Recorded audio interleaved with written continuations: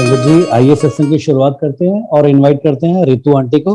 Ritu aunty, आप please आएं और गुरु जी का सत्संग शेयर करें। पूरी संगत को जय गुरु जी। आज मेरा बहुत ही शुभ दिन है, जिस दिन मुझे ये संगत करने का अवसर मिला। बहुत सालों से कर रही हूँ। गुरु जी के साथ ऐसे दर्शन करते थे जैसे कि सामने गुरु जी हैं और सामने मैं बैठी हूँ। गुरु जी ने बहुत ब्लेस किया है मुझे, मेरे परिवार वालों को, सबको बहुत ब्लेस किया है। मैं 2004 से जुड़ी हुई हूँ गुरु जी के साथ। मुझे बुलाया गया था मेरी बहन के द्वारा और कहा गया था कि अपनी छोटी बहन को बोल कि अपनी माँ जो बीमार है उनको लेके आए। मैं शिवरात्रि वाले दिन पहली बार बड़े मंदिर पहुंची। जब मैंने बाहर स्क्रीन पे गुरुजी को देखा तो मैं तो आश्चर्यचकित रह गई। देखने में इतने सुंदर, इतने खूबसूरत, काले रंग का चोला पहना हुआ था जिसपे खूब सारी रूबीज, डायमंड, स्टोन्स, क्या क्या नहीं लगा हुआ था। मैं देखती की देखती रह गई। समझ नहीं आ रहे थे कि ये कैसे गुरुजी हैं। गुरुजी तो होते हैं जो भगवे कपड़े पहन के आते हैं, बैठे होते हैं, हाथ में माला लेके बैठे होते हैं, लेकिन ये तो अलग ही थे, बहुत ही अलग थे। ऐसे लग रहा था साक्षात ईश्वर बैठे हैं वहां पर गद्दी पे। देखती रही, अंदर गए, फिर बाहर आए। तब संगत इतनी नहीं होती थी, तब टोटल संगत 1001 बंदा होता था मुश्किल से। ऐसे भीड़ भाड़, ये तो पता नहीं गुरुजी की इतनी कृपा हुई है कि जो लाइनें लगती हैं। अब कहते थे मैं जब नहीं होऊंगा तो मेरे पीछे लाइनें लगा करेंगी, 10-10 मील लोग पैदल चल चल के आया करेंगे, और यही कुछ हो रहा है। जब मैं अंदर बड़े मंदिर के अंदर, जब मैंने अंदर अपना पांव रखा तो दूर से ही अपने गद्दी से बोले, आजा ब्यूटी पार्लर वाली आंटी। मैं इधर उधर देखने लग पड़ी कि कौन है यहाँ ब्यूटी पार्लर वाली आंटी। ब्यूटी पार्लर का काम तो मैं करती थी तब, लेकिन ये नहीं पता था कि वो मुझे ही बुला रहे हैं। मैं गई, जब पास पहुंची तो अपने पर्स में से फोटो निकालने लगी मम्मी की, जो बीमार थी, जो बेड रिडन थी, जो नहीं जा सकती थी। तो उनकी फोटो निकालने लगी तो कहने लगे, रहन दे, मानू नहीं लाई ना तू। पूरी टोटल पंजाबी में बात करते थे वो। मुझे पंजाबी इतनी अच्छी आती नहीं है, तो सॉरी, मेरे को माफ करना गलत पंजाबी बोलने के लिए। मैं बोलूंगी भी नहीं, मैं हिंदी में ही बताऊंगी उनका। कहने लगे कि कोई बात नहीं, माँ की फोटो मैंने ब्लेस कर देती है, कोई लोड नहीं है कड़न दी। फिर मेरे को उन्होंने बोला कि ब्यूटी पार्लर का काम करती है। मैंने कहा हाँ जी। कहते हैं ये सारी तेरा परिवार है, मेरे हस्बैंड, मेरे 2 बच्चे, एक बेटी 3 साल की और एक बेटी 3 महीने की थी उस टाइम मेरी। आज वो एक 20 साल की हो गई है, एक 17 साल की हो गई है। बहुत ब्लेसिंग दी है बच्चों को उन्होंने। जब घर आई तो लंगर किया। लंगर करने के बाद गाड़ी में जैसे ही बैठे तो मैंने कहा, इतनी अच्छी खुशबू कहाँ से आ रही है। वो गुरुजी की फ्रेग्रेंस थी। मुझे नहीं मालूम था, मैं तो पहली बार मिली थी उनसे। और ऐसी फ्रेग्रेंस मेरे को आती रही जैसे कि रोज की कभी आए, कभी मोगरा के जैसी आए, समझ ना आए ये मिली जुली खुशबू कैसी है। घर में आई, घर के अंदर काफी देर हो गई आते आते। हम लोग दिल्ली में रहते थे उस टाइम, अब मैं नोएडा में रहती हूँ। दिल्ली में रहते थे, ईस्ट दिल्ली। तो काफी देर लगी, सारे रास्ते हम आपस में बात करते आए कि गुरुजी का ये अच्छा लगा, गुरुजी कैसे हैं, गुरुजी कैसे बात करते थे, गुरुजी कैसे उठते थे, गुरुजी का चोला कितना सुंदर था, सब कुछ ये बात करते रहे। उसके बाद सोने लगी, नींद भी नहीं आ रही थी। बस गुरुजी की आगे से उनकी सूरत हट ही नहीं रही थी, जैसे समा गए बिल्कुल मेरे अंदर। थोड़ी देर के बाद मेरा डॉग था उस टाइम, काले रंग का था, और वो मेरे को अंधेरे में उठा रहा बार बार। मैं उठा रहा बार बार, पाँव को काटे ऐसे करके कि उठना है, मुझे जाना है, मुझे बाहर निकलना है। मैं 2 घंटे तक उसको बोलती रही, अभी नहीं मैं उठ रही, अभी नहीं मैं उठ रही। 4 बजे उसने मेरे को भौंक भौंक के उठाना शुरू किया। मैंने उसको बाहर खोला, बाहर हमारा गार्डन था, वो उसमें जाता था, अपना बाहर जाके जो भी उसको करना होता था करता था, पानी पीना होता था, कुछ भी करना होता था। तो जैसे ही मैं निकली तो मेरी गाड़ी मारुति 800 थी उस टाइम मेरे पास। उसके ऊपर वो शीशे के ऊपर अपने पंजे गाड़ने लगा। तो मैंने देखा ये क्यों ऐसे पीछे अटक गया, क्या बात है? देखा तो गाड़ी के अंदर गुरुजी बैठे हुए। जय गुरुजी। अभी वो चेहरा फिर मेरे सामने आ गया है। मैं डर गई, मैं घबरा गई। मैंने देखा, मैंने बोला गुरुजी आप कैसे यहाँ पे आए? बाहर तो मैंने ताला लगाया हुआ है। तो गुरुजी बोले, गुरु गुरुआ नू कोई तालियां दी लोड़ नहीं होंदी। मैं फिर भी घबरा गई। मैंने फिर भी कहा आप अंदर आए कैसे? वो बोलने लगे, माँ नहीं आई थी ना, उनको ब्लेस करने आया था। तो मैंने बोला तो फिर अंदर चलिए, या बाहर क्यों बैठे? कहते मैं घर दा चक्कर ला आया। सुबह फोन किया अपनी सिस्टर को मैंने। मैं डरी हुई, मेरे को नींद भी ना आए उसके बाद। मैंने कहा ये क्या हो रहा है, मुझे कुछ समझ ना आए, बिल्कुल मैं हैरान परेशान ये हो रही। लेकिन अंदर से खुशी हो रही कि गुरुजी मेरे घर आए, गुरुजी मेरे घर आए। दीदी को फोन किया, उनको मैंने सारा बताया कि ऐसे ऐसे गुरुजी कार में बैठे थे। तो बोलती हैं, पगली तूने कोई सपना देखा होगा, ऐसा हो ही नहीं सकता। हम गुरुजी के साथ मंदिर में 5 बजे तक थे सुबह, ऐसे हो ही नहीं सकता। मैंने बोला नहीं, गुरुजी आए थे। कहती अच्छा आज शाम को मैं एम्पायर स्टेट जा रही हूँ, मैं वहां उनसे पूछूंगी। मैंने कहा जरूर पूछना और मुझे जरूर बताना। वो एम्पायर स्टेट गई। उन्होंने पूछा कि गुरुजी आप कल मम्मी को, जब इतना ही बोला तो बोलते हैं तेरी बहन सियानी निकली, मैनू मिलन बाहर आ गई। तो उनको विश्वास हो गया कि गुरुजी वाकई में घर गए थे और ब्लेस करने गए थे मम्मी को। धीरे धीरे इम्प्रूवमेंट होनी शुरू हो गई मम्मी में भी, थोड़ी बहुत थोड़ी बहुत।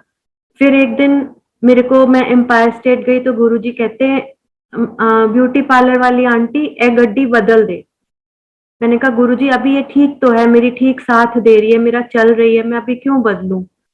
तो कहने लगे नहीं गड्डी बदल दे। मैंने उनकी बात नहीं मानी। बहुत दिन बीत गए, कम से कम 1 डेढ़ महीना बीत गया। मैं अपनी गाड़ी लेके पास ही मार्केट में गई और वहां पर वो गाड़ी चोरी हो गई। उस दिन शाम को मैंने जाना था एम्पायर स्टेट में। तो मैं जब नहीं पहुंची तो मेरी बहन से पूछते हैं गुरुजी नहीं आई तेरी बहन आज?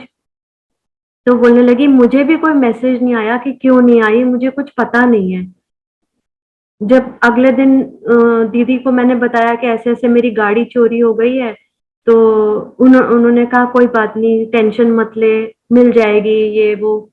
मिलनी क्या थी, 2-3 महीने के बाद पता चला कि उस गाड़ी का ऐसा बुरा एक्सीडेंट हुआ कि जिसमें जो बंदे बैठे हुए थे जिंदगी जिंदगी उन्होंने अपनी खो डाली। ये उन्होंने मुझे पहली बार बचाया। जय गुरु जी। ऐसे हर रास्ते में, हर कदम पे मेरे को वो बचाते ही आए, बचाते ही आए। दीदी के घर में सत्संग था, गुरुजी को बुलाया था। गुरुजी ने कहा था नई नई संगत को इकट्ठी करना और माँ और बहन को भी बुला लेना। मैं गई वहां पर, बहुत लेट पहुंचे, मम्मी चल नहीं रहे थे, बड़ी मुश्किल से उनको मनाया, तैयार किया, उनको लेके गए। रास्ते में भी उन्होंने बहुत परेशान किया क्योंकि उनको क्लॉस्ट्रोफोबिया था, वो कार में बैठ नहीं सकती थी, हर थोड़ी देर बाद मेरे को गाड़ी रोकनी पड़ती थी। 10 बजे के करीब हम उनके घर पहुंचे, दिल्ली से गुड़गांव। जब वहां पे पहुंचे तो देखा कि बहुत लोग थे, बहुत भीड़ इकट्ठी थी। मैंने मम्मी को एक रूम में लिटा दिया क्योंकि वो बहुत थक गए थे। गुरुजी सामने से आ रहे थे और पीछे पीछे दीदी थी। तो कहने लगे, दीदी कहने लगी गुरुजी बोल रहे थे देख तेरी बहन और माँ आ गए हैं बाहर। तो मैं देखने ही आ रही थी तो गुरुजी आ गए। वो आके वो पहला कमरे जिधर मम्मी लेटे थे वहां गए। उन्होंने उनको कुछ चीजें बताई, ये करना, ऐसे लगाना, ऐसे तेल मालिश करना, ये करना, मम्मी ठीक हो जाएंगे। मम्मी लेटी हुई और मैं उनको बोल रही मम्मी उठो उठो, लेकिन उनमें इतनी ताकत नहीं थी कि उठ सके। गाड़ी का ऐसे हुआ कि जब गाड़ी खो गई तो गुरुजी के पास मैं अपनी दूसरी नई गाड़ी लेके गई। जैसे ही अंदर घुसी एम्पायर स्टेट में, तो कहते हैं ब्यूटी पार्लर वाली आंटी अजते दो दो चाबियां लाई है, अजते गेट्स लेके आई है। अब इतनी दूर मेरी गाड़ी पार्किंग में, आधा किलोमीटर हम शायद वहां से चलते थे रोड से अंदर जाने में कॉलोनी में। उनको ये पता था मैंने गाड़ी कौन सी खरीदी है। समझ नहीं पा रहे थे उस टाइम हम कि गुरुजी कौन है। हम एक इंसान समझते थे उनको, ये नहीं पता था ये तो भगवान है। गुरुजी एक साक्षात भगवान रूपी हमको ब्लेसिंग देने आए थे, और जितने लोगों ने ब्लेसिंग की ली वो तर गए। मेरा काम अच्छा हो गया, मेरा ब्यूटी पार्लर का काम अच्छा हो गया। मैं जब जाती थी मुझे एक आशीर्वाद देते थे, जा ऐश कर मौज कर, जा ऐश कर मौज कर। बाहर आके मैं यही सोचती थी, गुरुजी क्या ये देते हैं जा ऐश कर मौज कर। मैं तो एक छोटी सी पार्लर चलाने वाली हूँ, और मेरा हस्बैंड भी एक जॉब करते हैं। कोई हमारे पास ज्यादा धन नहीं है, कुछ नहीं है, लेकिन इसका बाद में पता चलता है कि ऐश कर मौज कर कैसे की जाती है। एक रात मेरे हस्बैंड गुड़गांव से गाड़ी चला के आ रहे थे। रात को 2 बजे, मतलब वो रोज पहुंचते थे और 12 बजे वहां से चलते थे मानेसर से। वो मुझे 12 बजे फोन करते थे कि मैं चल रहा हूँ, 2 बजे पहुंच जाऊंगा। जिस दिन 2 बजे जब उनका फोन आया तो मैंने जब उठाया तो वो एक लड़के का फोन था। वो मुझे बोलने लगा, आंटी आपकी इस नंबर की गाड़ी है? मैंने कहा हाँ जी। कहते इसमें एक अंकल है, उनका बहुत सीवियर एक्सीडेंट हो गया है। मैंने बोला अच्छा मैं आती हूँ। मैंने अपनी दूसरी गाड़ी निकाली और वहां पहुंच गई। पास ही था घर के, कोई ज्यादा दूर नहीं था, 2 किलोमीटर पे था। वहां जाके देखा तो एक, तब उस टाइम मेट्रो की कंस्ट्रक्शन चल रही थी। मेट्रो कंस्ट्रक्शन में एक ट्रेलर था, उसके अंदर लंबी लंबी लोहे की सरिये थे। वो सरिया उनके माथे में से एक तरफ से घुसा और दूसरी तरफ से निकल गया। और ऐसे वो फुटपाथ पे बैठे हुए वेट कर रहे कि मैं आऊं तो मैं उनको हॉस्पिटल ले जाऊं। जब मैं हॉस्पिटल में लेके आई, हमारे घर के पास हॉस्पिटल था, तो वहां पे उन्होंने लेने से इनकार कर दिया, क्योंकि ये तो पुलिस केस है, ये तो आपको गवर्नमेंट हॉस्पिटल में जाना पड़ेगा। मैंने वहां के एक डॉक्टर को फोन किया क्योंकि मैं उन सबको जानती थी। उन्होंने बोला इनको एडमिट करो और ट्रीटमेंट शुरू करो। अंदर उनको लिया गया, ट्रीटमेंट शुरू करी गई, एमआरआई कराई। एमआरआई में पता चला कि उनके सर के 4 टुकड़े हो चुके हैं। अब ये तो कोई न्यूरो सर्जन ही इसकी सर्जरी कर सकता है।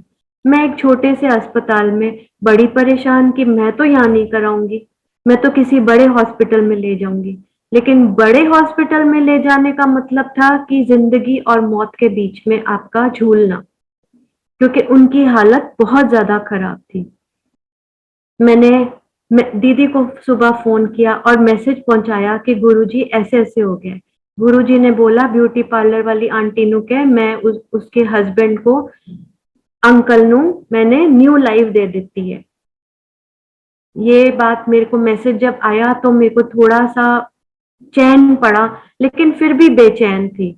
मेरे पूछा गया कि जो डॉक्टर है न्यूरो सर्जन, वो गोरा है कि काला है? तो मैंने बोला बहुत गोरा, ऐसा गोरा है जैसे जिनको कुछ बीमारी होती है ऐसे गोरे होते हैं ना, वैसे हैं। तो दीदी ने कहा कि ये तो गुरुजी ने ही भेजा हुआ है, ये गुरुजी का भेजे हुए डॉक्टर है, सर्जरी करवा ले, चिंता मत करना। सर्जरी हुई। सर्जरी के बाद जब बाहर निकले तो डॉक्टर ने कहा 72 घंटे तक ही इज वेरी क्रिटिकल, इनकी कोई पता नहीं कि क्या हो जाए, कुछ पल कुछ भी हो सकता है। उन्होंने कहा मैंने अपनी सर्जरी कर दी है, लेकिन ये तो टाइम भगवान ही बचाएंगे इनको। फिर गुरुजी को मैसेज किया, गुरुजी बोलने लगे ब्यूटी पार्लर वाली आंटी को बोल मैंने उसके अंकल को न्यू लाइफ दे दी है, टेंशन ना ले, ते गूढ़े गूढ़े रंग दे कपड़े पाके उसके सामने जाया करे। उन्होंने हल्के रंग नहीं दिखाएंगे, क्योंकि उनकी आईज में पूरी ब्लीडिंग थी, सारा भर चुका था। खैर मैंने 1 हफ्ता निकाला वहीं उसी हॉस्पिटल में, इम्प्रूवमेंट हुई। घर आए, घर में भी थोड़ा टाइम बहुत खराब निकला। गुरुजी ने लोटा ब्लेस करके भिजवाया। फिर उसके बाद 1 महीने के, और उन्होंने ये भी साथ में मैसेज कहा कि 1 महीने के बाद वो खुद ड्राइव करके मेरे पास आएगा। और यही था, 20 फरवरी को उनका एक्सीडेंट हुआ था और 20 मार्च को ड्राइव करके खुद मेरे हस्बैंड एम्पायर स्टेट गए। जब वहां गए तो गुरुजी बोलते, ओहो न्यू लाइफ वाले बंदे आ गए घूमते। तो और उनको बोला कि सत्संग करें।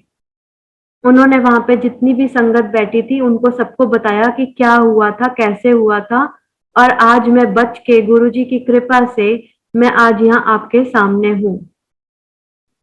मेरी बड़ी बेटी 3 साल की, उस वहां पे बच्चे अलाउड नहीं थे एम्पायर स्टेट में, लेकिन गुरुजी उसको बोलते थे इसको अंदर आने दिया करो, क्योंकि वो बहुत अच्छी से मेडिटेशन करती थी।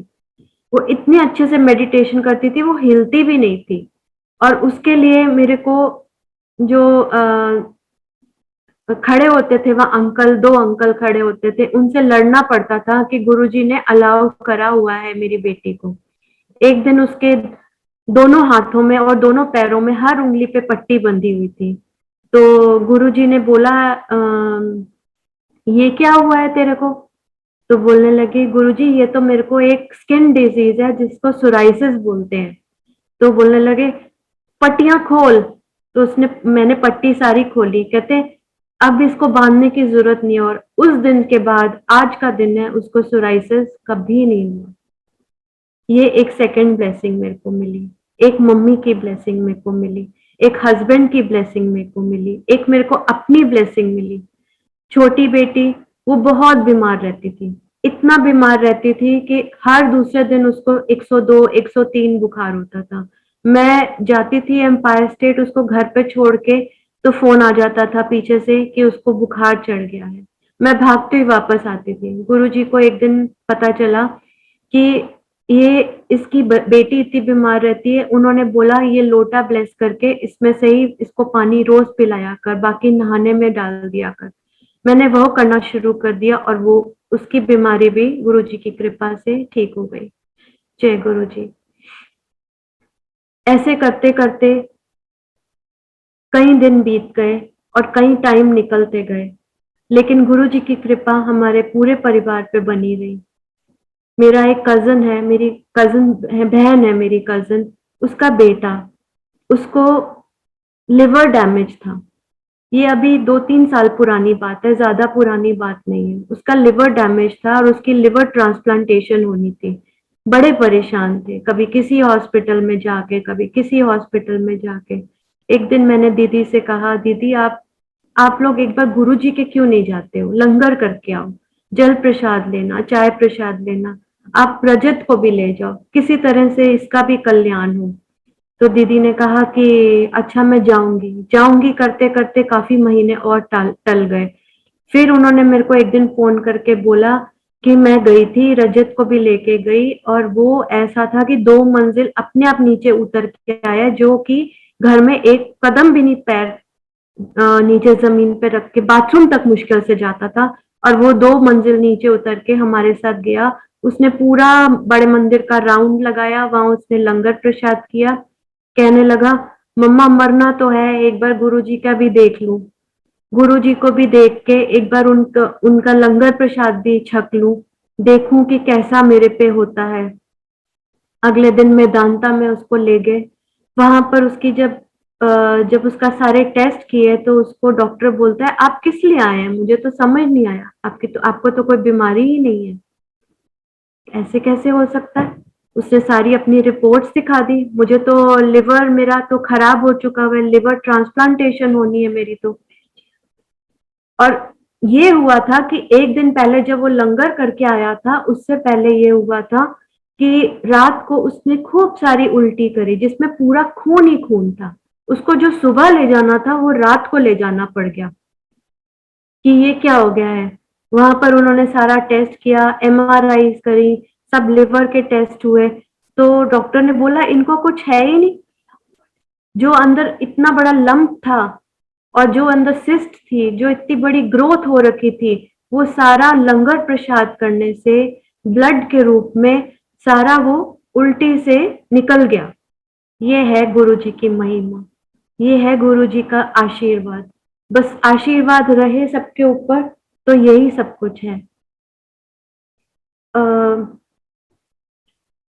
मेरे एक अंकल हैं, लॉयर हैं, मेरे डैडी लॉयर थे, उनके फ्रेंड हैं ये, उनसे काफी जूनियर है। जब से डैडी की डेथ को हुए हुए अभी 25-26 साल हो गए हैं, वो हमारे घर का पूरा ध्यान रखते हैं। वो मुझे बेटी मानते हैं अपनी। अ, अभी कोविड बहुत हुआ था अप्रैल मई में, बहुत लोगों की डेथ्स हुई हैं, बहुत लोग हमको छोड़ के चले गए हैं। उसमें इनको भी कोविड हो गया था, ये भी लपेट में आ गए थे कोविड की।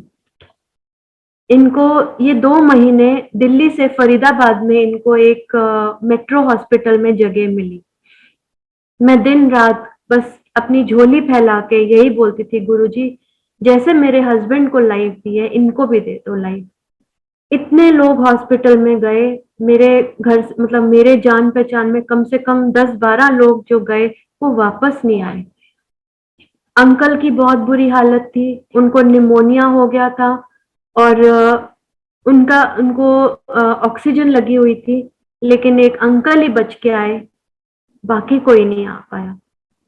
शायद मैंने सिर्फ अंकल के लिए अरदास करी थी, बाकी मैं जानती ही नहीं थी कि बाकी लोग भी बीमार है।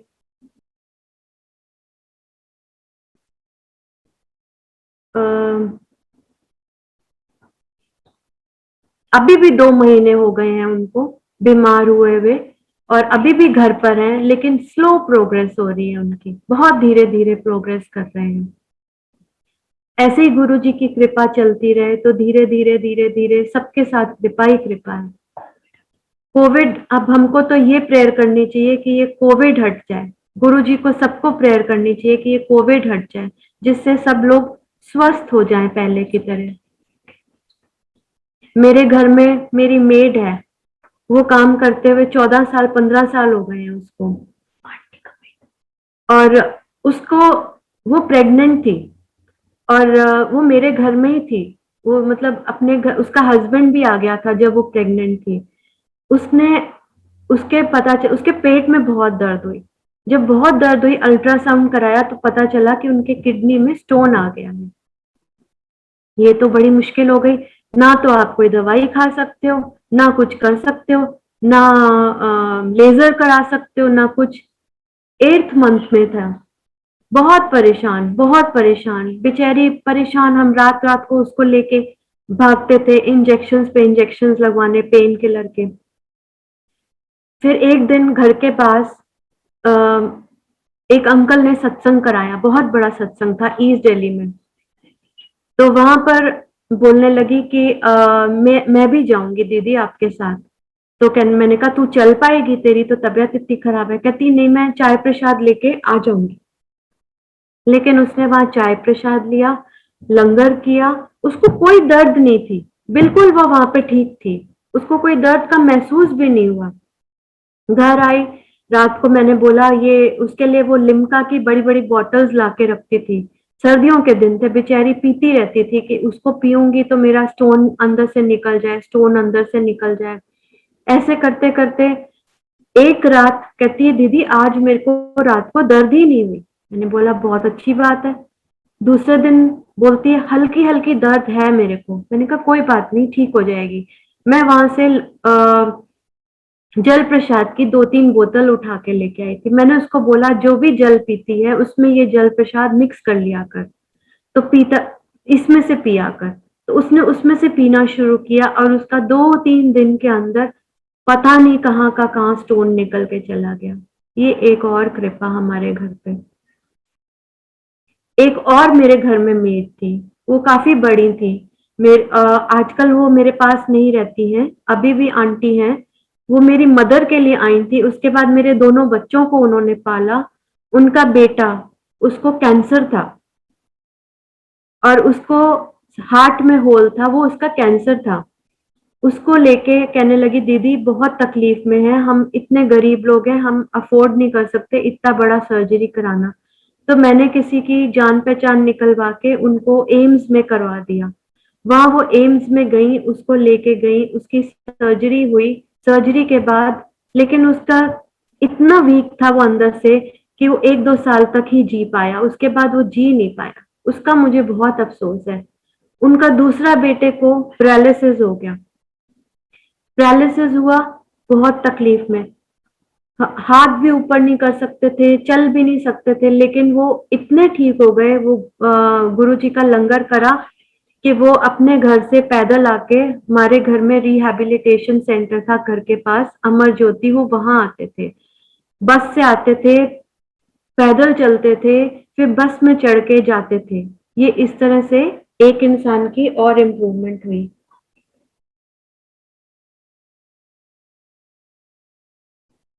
मैं जब दूसरे बच्चे के होने वाली थी मैं, तो दीदी तो जाती थी उस टाइम गुरुजी के पास, लेकिन तब मैं नहीं जाती थी उस टाइम। मैंने सुना था उनका नाम। तो मैं काफी लेट एज में मेरी प्रेगनेंसी हुई थी, और जब मैंने ब्लड टेस्ट कराया तो उसमें डाउन सिंड्रोम्स हो गए। ये होता है कि बच्चा नॉर्मल नहीं होगा। जब उनको पता चला दीदी को, तो उन्होंने बोला तू चिंता मत कर, मैं गुरुजी से बोलूंगी, मैं गुरुजी को बताऊंगी। अब ये चीज बताने वाली थी। अब मैं तो गई नहीं उस टाइम, मैं तो बिल्कुल बेड रेस्ट पे थी, मेरे को मना था उठना चलना फिरना बिल्कुल भी। उन्होंने बताया, और वो गुरुजी ने उनको बोला कि ब्यूटी पार्लर वाली आंटी को बोल कि बिल्कुल भी चिंता ना करें, सब ठीक होएगा, जो जो डॉक्टर बोलती है उसी के हिसाब से चले। डॉक्टर से मैंने पूछा क्या मुझे आगे चलना चाहिए लाइफ में, इस बच्चे के साथ चलना चाहिए। तो उन्होंने बोला कि डॉक्टर बोलने लगी हम एक टेस्ट करेंगे जिसकी रिपोर्ट लंदन से आएगी, 15 दिन लगेंगे, और वो 4th मंथ में होगा। 4th मंथ में मेरा अंदर से टेस्ट हुआ, जो लंदन रिपोर्ट गई, और उसकी रिपोर्ट ठीक आई, जिसमें कि मैं ये बता सकते हैं कि मैं आगे कंसीव जो मैंने किया है, आगे प्रेगनेंसी को प्रोसीड कर सकती हूँ, कोई प्रॉब्लम नहीं आएगी मेरे को। गुरु जी की कृपा थी, कैसे आ सकती है प्रॉब्लम मेरे को। 9 महीने में परेशान रही, बहुत परेशान रही। मुझे समझ नहीं आता था क्या होगा, बच्चा ठीक होगा नहीं ठीक होगा, मैं क्या करूंगी एक, अगर ठीक ना होगा बच्चे का। फिर बाद में आता था, गुरुजी बोलते हैं जा ऐश कर मौज कर। ऐश कर मौज कर तो तभी हो सकता है ना जब जिंदगी हो। मेरे हस्बैंड को ऐश कर मौज कर बोलते थे जब उनकी जिंदगी है। जब अगर एक्सीडेंट में ही उनको कुछ हो जाता तो ऐश कर मौज कर कैसे होता। खैर, मेरी डिलीवरी हुई, मेरी एक प्यारी सी सुंदर सी बिटिया हुई, और मैंने उसको पूरा देखा, सब देखा, बिल्कुल ठीक, कोई प्रॉब्लम नहीं है। बस उसकी आंख में थोड़ा सा स्क्विंट था, वो भी मेरे को काफी टाइम के बाद पता चला। जब वो थोड़ी बड़ी हुई, थोड़ी सी देखने में लगता था अरे इसकी आंख में तो स्क्विंट है।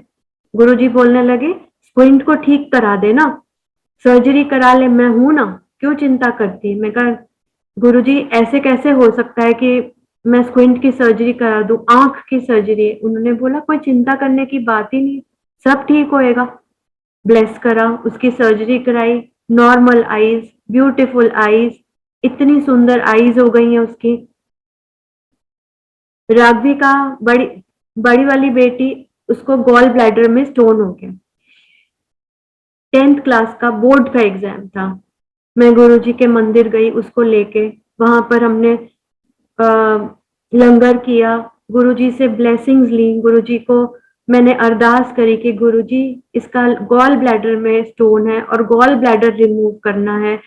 इतनी छोटी उम्र में मैं कैसे करूं, कैसे करवाऊं, ये मेरी हिम्मत नहीं बन रही।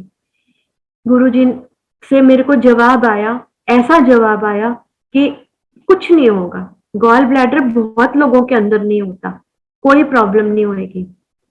फिर मेरे को आवाज आई गुरुजी की कि लोटा ब्लेस करके ले जा। फिर मैं थोड़े दिन के बाद लोटा ब्लेस करवा के वहां से लेके गई, और उसमें से उसको जल पिलाना शुरू कर दिया। उसकी सर्जरी हुई, एकदम ठीक, फर्स्ट क्लास, कोई पता भी नहीं चला। आज उसका गॉल ब्लैडर नहीं है। आज उसका गॉल ब्लैडर नहीं है, लेकिन कोई प्रॉब्लम नहीं है मेरे को। वो हर चीज खाती है। हम लोग वेजिटेरियन लोग हैं, हम लोग सब कुछ खाते हैं, सब जगह घूमने जाती है, उसको कोई परेशानी नहीं है। जब भी गुरुजी का सत्संग होता था, मैं लोगों के घर जाती थी, तैयारी करवाती थी, सजवाती थी, दरबार सजवाती थी, सब लोगों के घर में जाके सत्संग करती थी, चाय प्रसाद बांटती थी। और लेकिन मेरे घर में गुरुजी ने सत्संग नहीं होने दिया।